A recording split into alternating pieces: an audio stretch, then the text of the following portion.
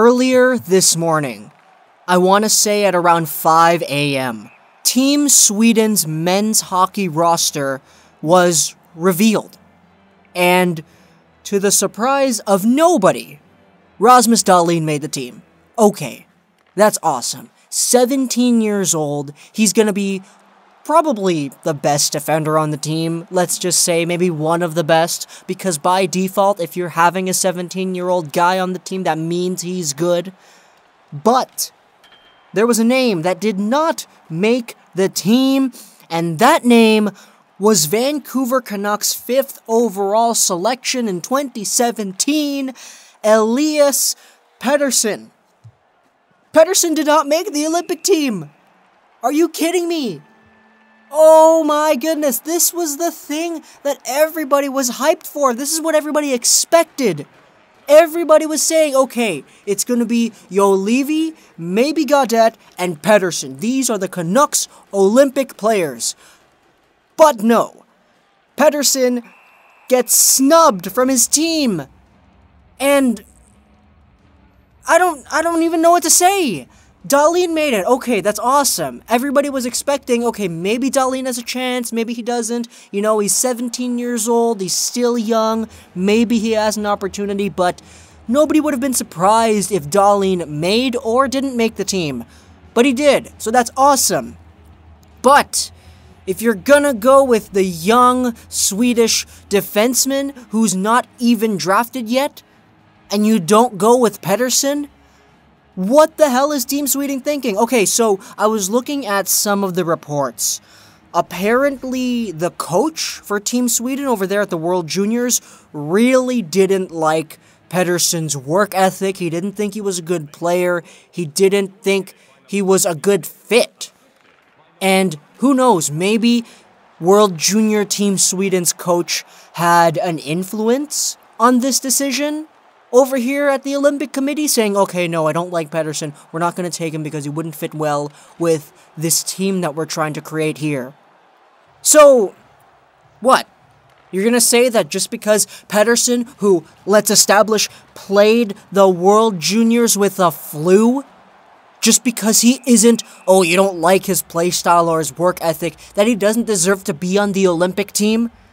When he is, what, tied for 5th? In total points in the SHL, and in points per game, he's still first? What the hell? What is this? Before the World Juniors break, Pettersson was first in the league in scoring. He had 12 goals. He had 24 points. And he was one of the best players in the Swedish Hockey League at 19 years of age. And now he comes back from the World Juniors. He's not first anymore. Okay, that's expected. He missed some games, but he's still first in points per game. 1.29 points per game. And this guy is not good enough to make the Swedish Olympic team. What?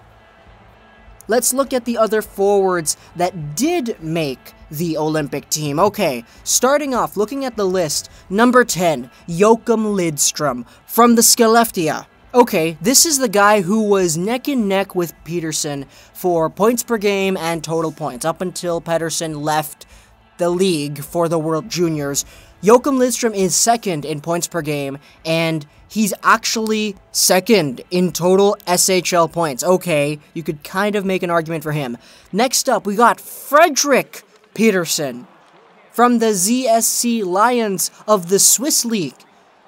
Then we got Per Lindholm, then Dennis Everberg, Joel Lundqvist, which is Henrik Lundqvist's brother, that's pretty interesting, Alexander Bergstrom, Victor Stahlberg. You guys might remember Victor Stahlberg, he played in the NHL a little bit. Dick Axelsson, who, I'm gonna be honest, a lot of people on Twitter and on Reddit were saying, I don't know if Dick Axelsson really deserves a spot on the team. Then you got Oscar Moeller, Carl Klingberg, Anton Lander, as well as Linus Omark. Omark, he absolutely deserves to be there, if I'm gonna be honest. He's one of the best players in the KHL right now, but still, if you take a look at these players, you look at the players who were taken, and you look at the players who weren't taken, you look at Elias Pettersson, why the hell is he not on this team? Give me one reason as to why the players on this list are better and more preferable in an international ice situation over Elias Pettersson. You could say, you can make the argument for Joachim Lundstrom. Okay, you can say that about him because he's the arguable favorite in points over Pettersson because they were in that 1-2 race for basically the whole season before Pettersson left. Okay, any of the other guys, what do these guys have over Pettersson? Is it weight? Because out of those names that I read off, the lightest player on the forward quarters, actually two of them, you got yourself Oscar Muller, who is at 82 kilograms, and you also got Linus Omark, who is at 82 kilograms. Omark, he gets the exception. He's very, very good in the KHL. He deserves to be there. What's Pettersson at? Well, he's at 75 kilograms, which, if you turn it into pounds and everything, it is quite a little bit of a difference, but the dude tore up the World Juniors, and I don't know, man, 7 points in 7 games, he got a 3-point game, and I don't know what it is.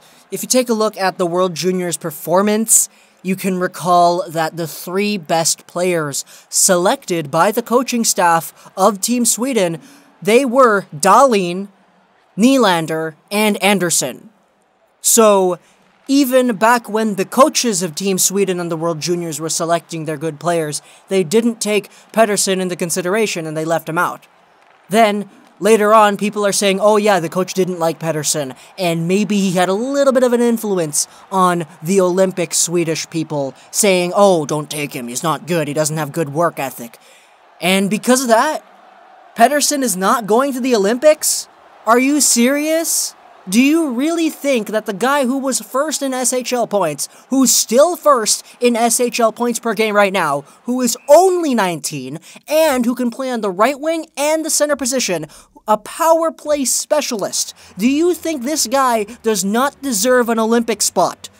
Do you think that Rasmus Dahlin, the 17-year-old, who played with Pettersson at the World Juniors, who passed it to him, who got the puck back from him, who cycled the puck around with Anderson, with Pettersson, with Nylander, do you think he deserves to make the team and Pettersson doesn't?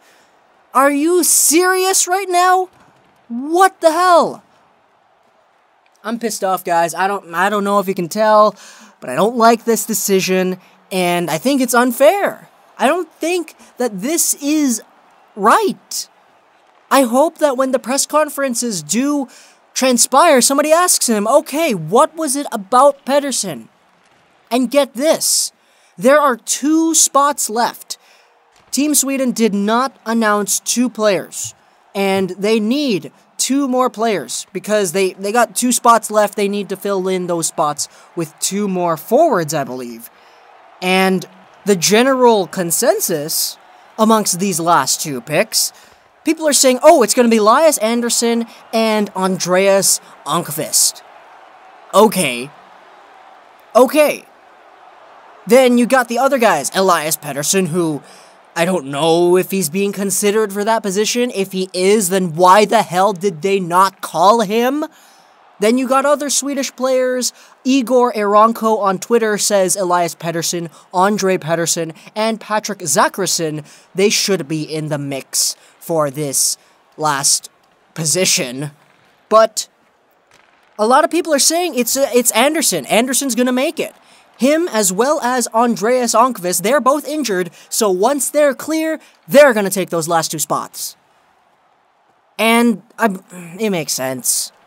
I feel that if they are going to take Elias Pettersson, they would have done it by now. I feel like they would have announced him with the rest of the team, and I don't think there would have been a need to leave him off the roster with like 2 extra spots on the roster just to say, okay, we're going to take Pettersson. I don't think that's going to work. I don't think that's smart. I think that if there was a chance of Pettersson making the Olympics team, it would have been announced with the rest of the team. The fact that they didn't include him on the initial roster says to me that they're not going to choose him. Because the injury thing makes sense for Elias Andersson and Almqvist. It makes sense that, okay, they have 2 spots available, and there are 2 injured players in Andersson and Almqvist that they want. So why would they have a free spot in order to just take a player who they could have taken earlier, aka Elias Pettersson? So that to me just says they're not going to take him, and that absolutely sucks. People are saying about this, okay, this is Stamkos. It's Stamkos and Team Canada, everybody, because the same thing happened in 2010 in the Olympics in Vancouver, and they still won gold without Stamkos. So, I don't know. Do I want Sweden to succeed? I guess. I want Dahlin to play well. I want him to show that he does deserve to be drafted first overall, and that whatever team grabs him is grabbing a franchise-defining defenseman. But would it piss me off if they lost? No. It really wouldn't. It would make me feel neutral. Because the fact that if Pettersson was playing these games, he would get points, and he would score goals, because he can't deny that. If he was playing, he'd get points. He'd get points in the power play. He's playing as a second-line center right now for the Voxtio Lakers, and he's playing with men. He's first in points per game in the league. He's 6th in total points. You telling me this guy doesn't deserve to be on the Olympic team? And it sucks. There's only one Voxtio Lakers player on the whole team that actually made the Olympics, which absolutely boggles my mind because the Lakers are doing really well. And I don't know. I'm just another Canucks fan. I'm pissed off that Pettersson didn't make the Olympics. Hope you guys enjoyed this video. Plus, like, Nash Fast, and Gaming, and bye.